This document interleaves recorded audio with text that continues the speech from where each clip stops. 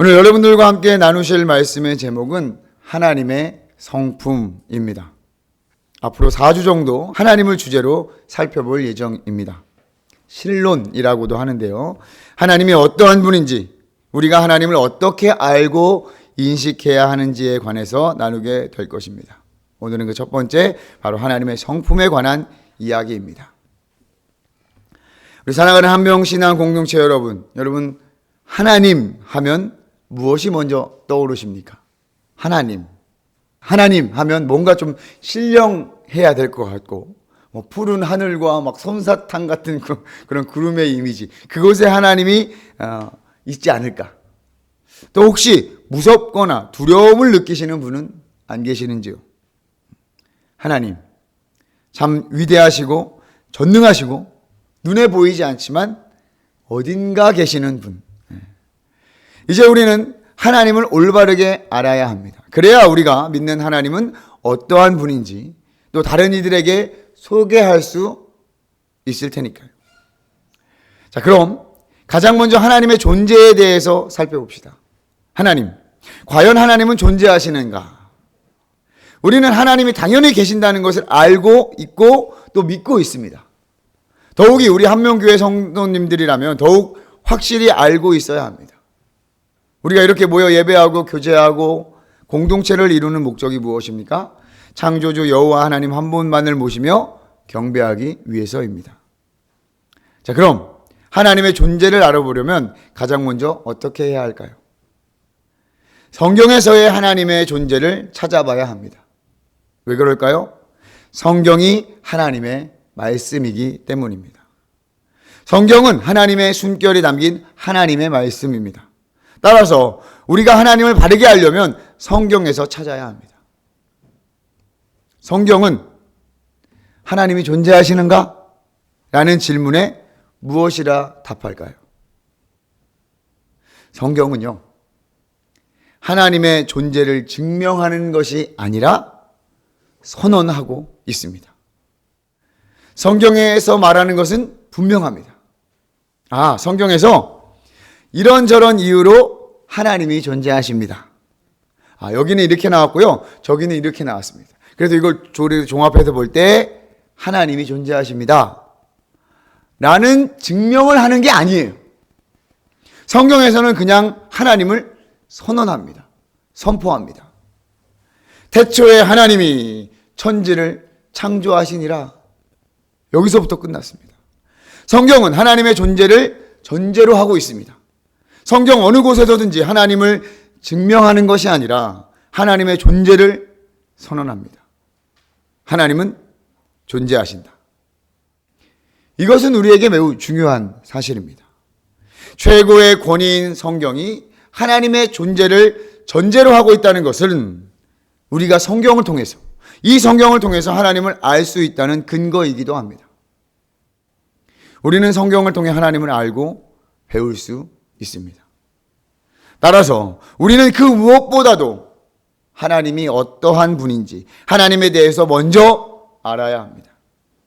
우리가 믿는 대상이 무엇이며 그 대상이 어떠한지 아는 것이 믿음이며 신앙 여정입니다. 여러분, 만일 존재하지도 않는 것에 대한 믿음의 여행을 떠난다면 어떻겠습니까? 그것만큼 허무하고 어리석은 것이 무엇이겠습니까?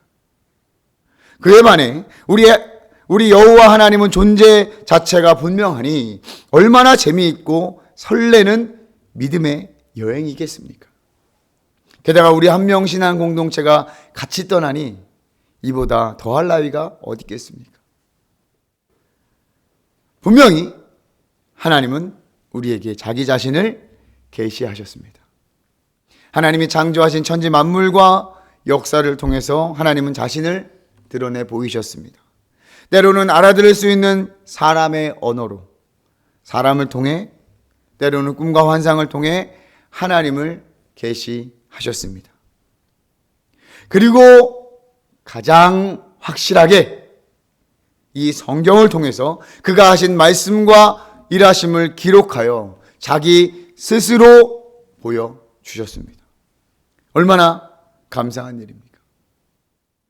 따라서 우리는 하나님을 알 수가 있는 거예요. 성경을 통해 계시된 하나님을 알 수가 있어요. 로마서에서도 사도 바울이 분명하게 말하고 있습니다. 하나님을 알 만한 것이 그들 속에 보임이라. 하나님께서 이를 그들에게 보이셨다. 우리에게는 하나님을 알 만한 것이 있고 우리에게 확실히 보여주신 성경이 있습니다.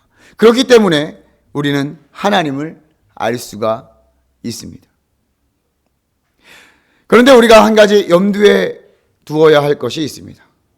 우리는 성경을 통해서 하나님께서 계시하신 만큼 알 수 있습니다. 하나님의 말씀, 성경을 통해 하나님께서 자신을 계시하셨지만 하나님을 온전히 전부를 계시하지 않으셨습니다.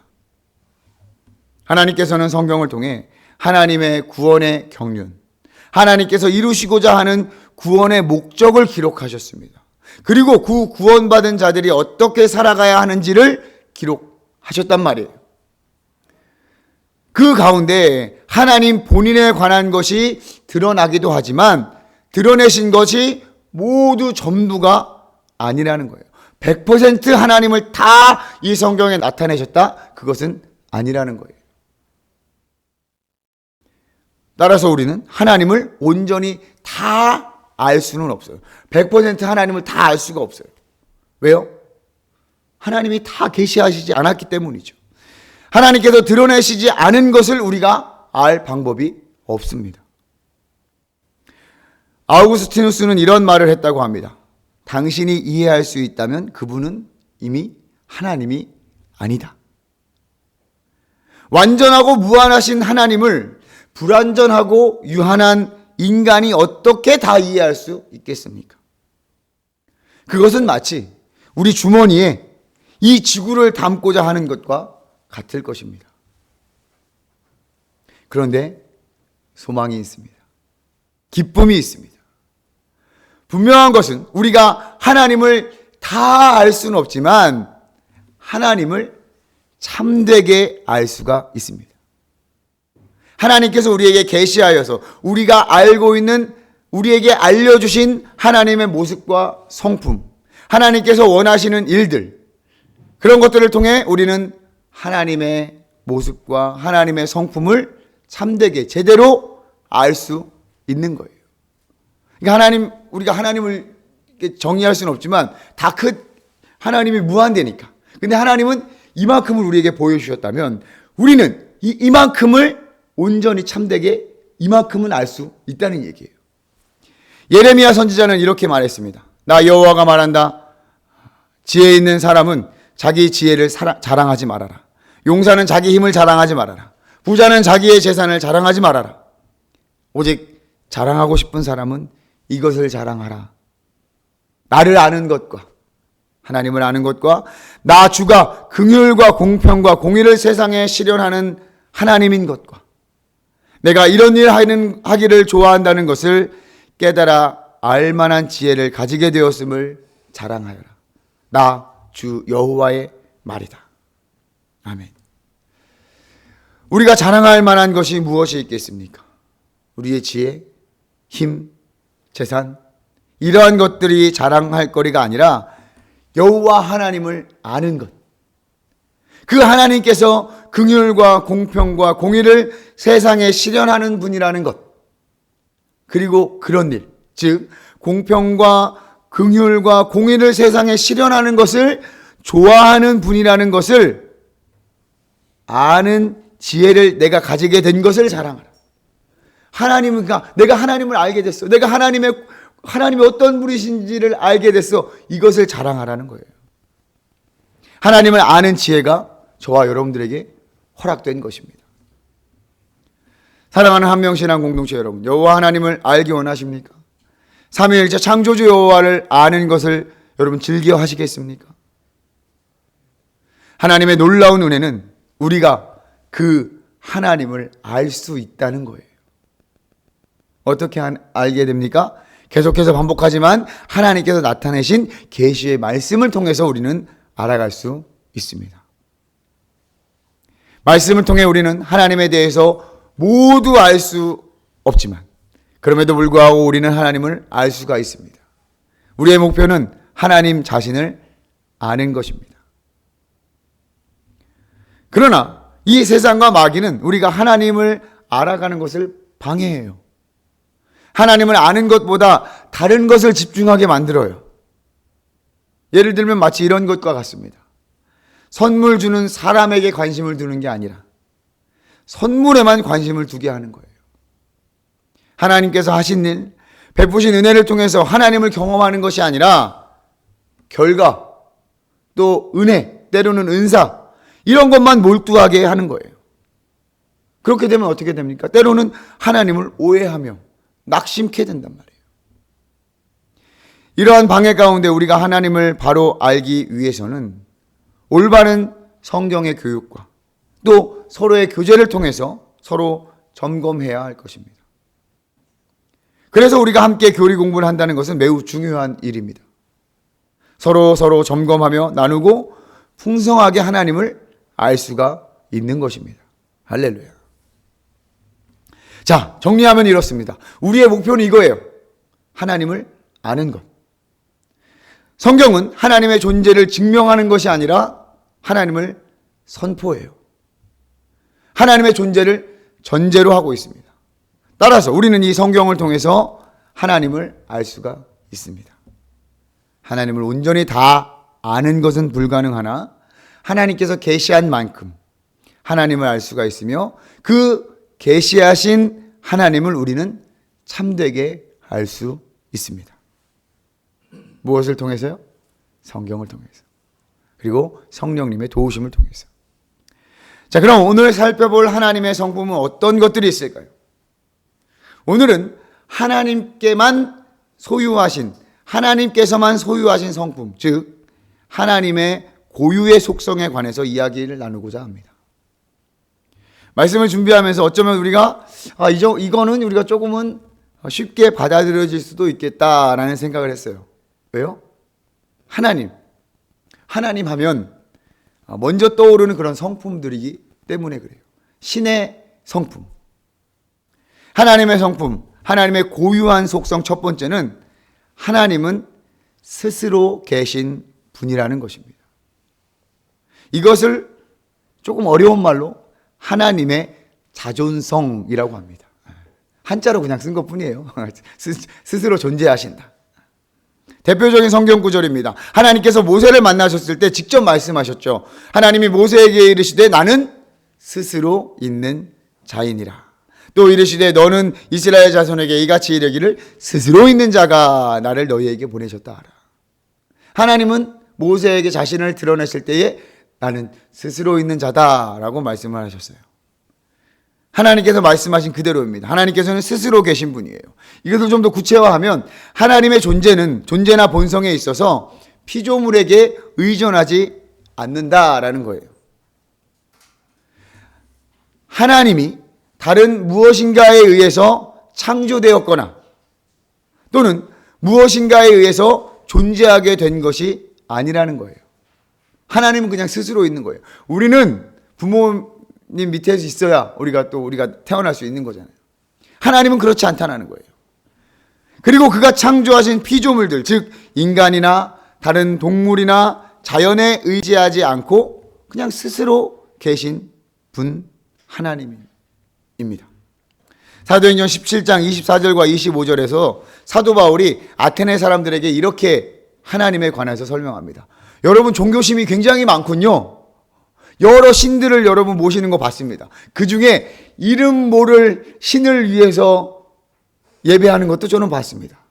그런데 그 하나님이 어떠한 하나님인지 여러분이 모른다는 그 하나님을 제가 알려드리겠습니다 라고 말하면서 그분은 온 세상과 그 안에 있는 모든 것을 창조하신 하나님으로서 하늘과 땅의 주님이시며 사람의 지은 신전에 살지 않으십니다. 또한 이 하나님께서는 모든 사람에게 생명과 호흡과 모든 것을 주시는 분이기 때문에 잘 들으세요. 무엇인가 부족한 것이 있어서 사람의 손으로 섬겨야 하는 분이 아닙니다. 누가요? 우리 하나님. 하나님은 모든 피조물과 모든 생명체에게 호흡과 생명을 주실 수 있지만 하나님이 부족해서 우리가 뭘 갖다 드려야 되고 배고프시니까 뭘 챙겨드려 아니라는 거예요. 모든 피조물은 서로를 의지하거나 하나님께 의존해 있습니다. 하나님께서 생명과 호흡을 주관하고 계시기에 그 공급이 없이는 살아갈 수 없습니다. 하지만 하나님은 그렇지 않습니다.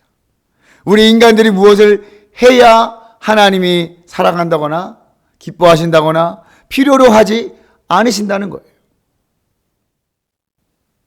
하나님은 스스로 존재하시는 분.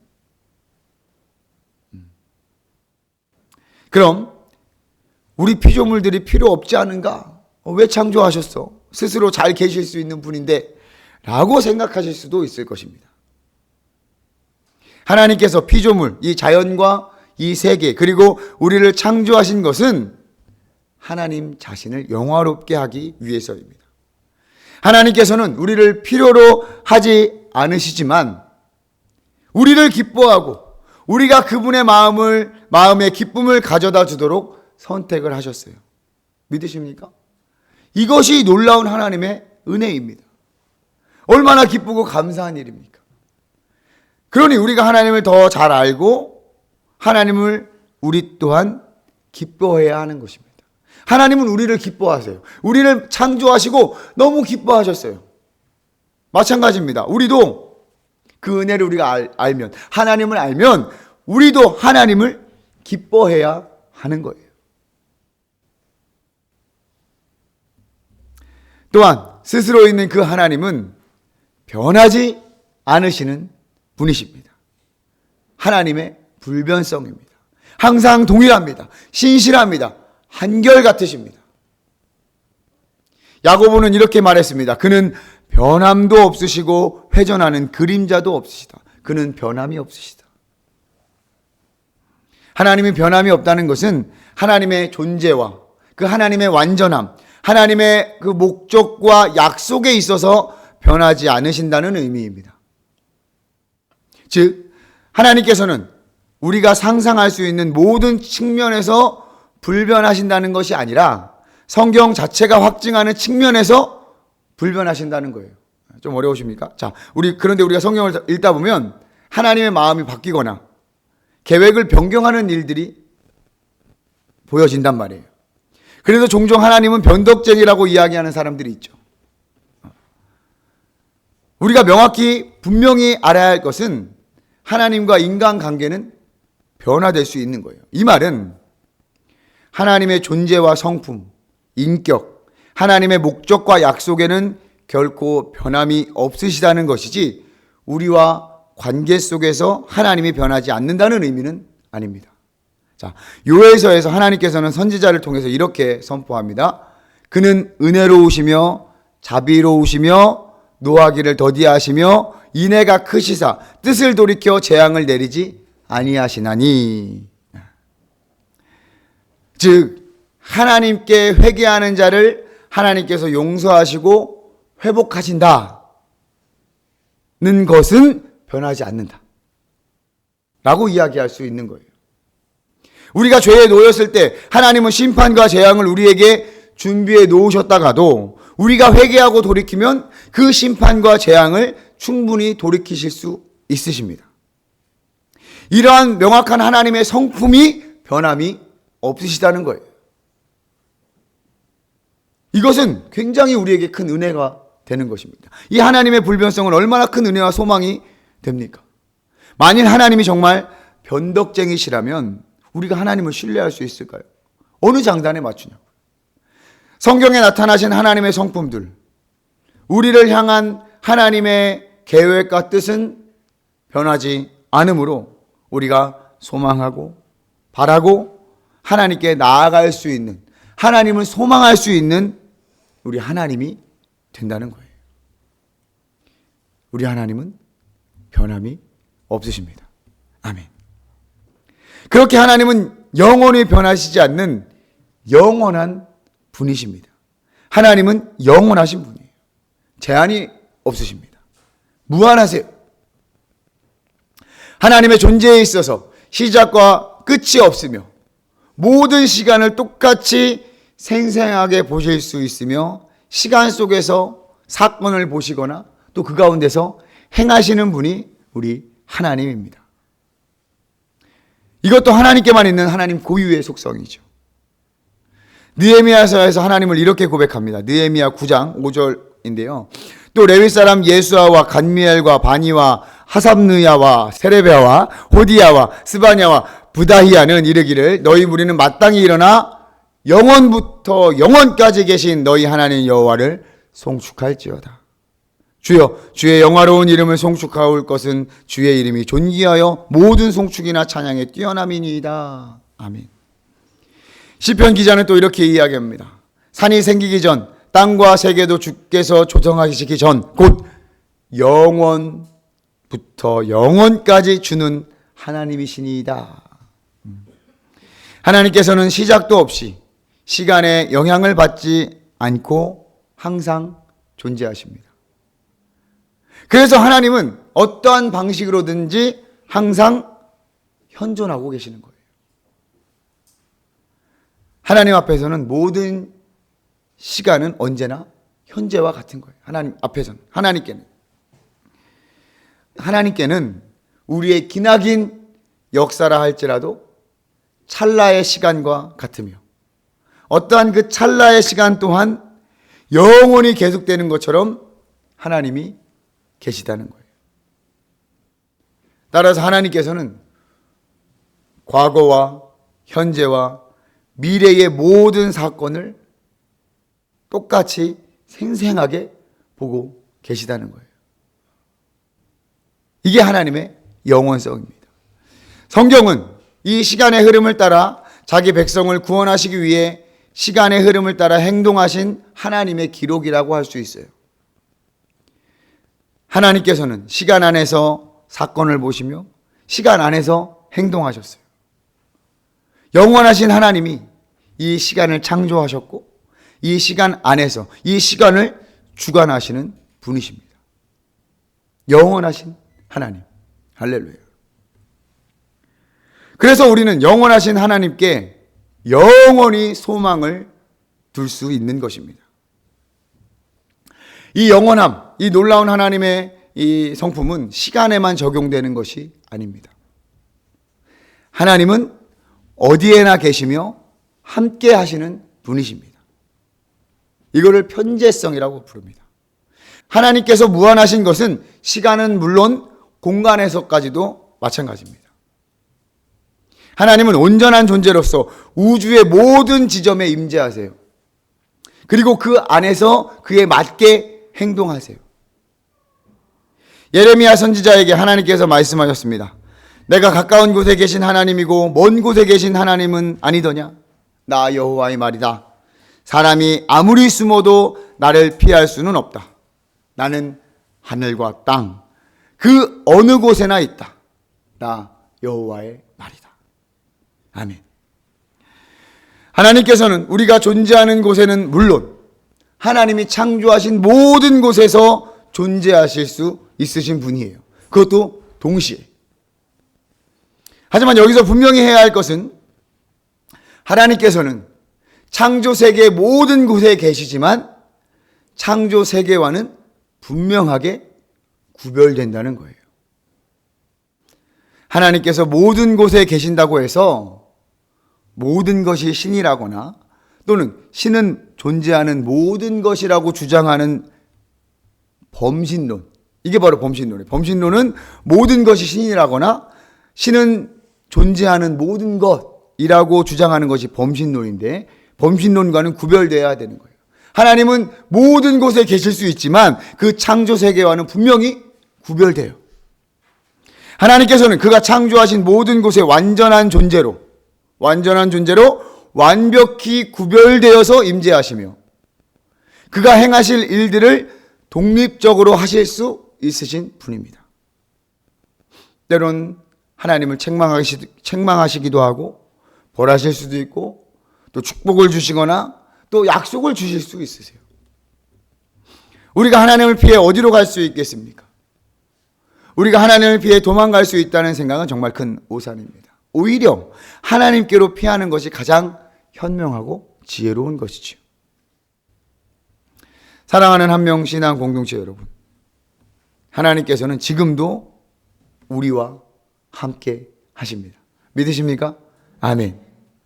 우리가 이 지하에서 예배를 드리건 고층 빌딩에서 예배를 드리건 명절을 보내러 저 멀리 다른 지역에 가더라도 하나님은 여기에 그곳에 우리와 함께 계십니다. 할렐루야. 하나님은, 오늘의 마지막으로, 하나님은 전지전능하신 분입니다. 할렐루야. 다른 거창한 것이 나오는 게 아니라 전지전능하신 거예요. 사실 이것이 앞에 설명한 것들을 다 아우르는 것일 수도 있습니다.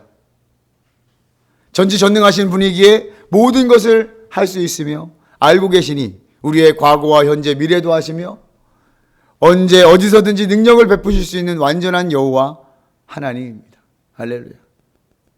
신이라면 이 정도는 기본 아닙니까? 신이니까. 하나님이 전지전능하시다는 것은 모든 피조물에 대한 실제적이고 가능한 일들과 또 자신에 관하여 온전히 아시며 자신의 거룩한 뜻을 또 자신의 계획을 다 이루실 수 있다는 것입니다. 하나님께서는 우리를 다 아세요. 여러분 각각을 다 아세요. 심지어 머리털까지 다 세신 분이라고 우리를 너무나도 세밀하게 잘 아세요. 나보다 나를 더 잘 아시는 분이에요. 나뿐만 아닙니다. 이 세계가 돌아가는 모든 것을 하나님께서 아십니다. 다윗이 솔로몬에게 고백합니다. 내 아들 솔로몬아, 내 조상의 하나님을 모셔드리고 마음을 다하여 기쁨으로 하나님을 섬겨라. 여호와께서는 모든 사람의 마음을 다 아시고 사람의 생각도 다 헤아리신다. 하나님께 도움을 구하면 대답을 얻을 수 있을 것이다. 그러나 그에게서 떠나가면 그도 너를 영원히 버릴 것이다. 다윗이 솔로몬에게 알려주고 있습니다.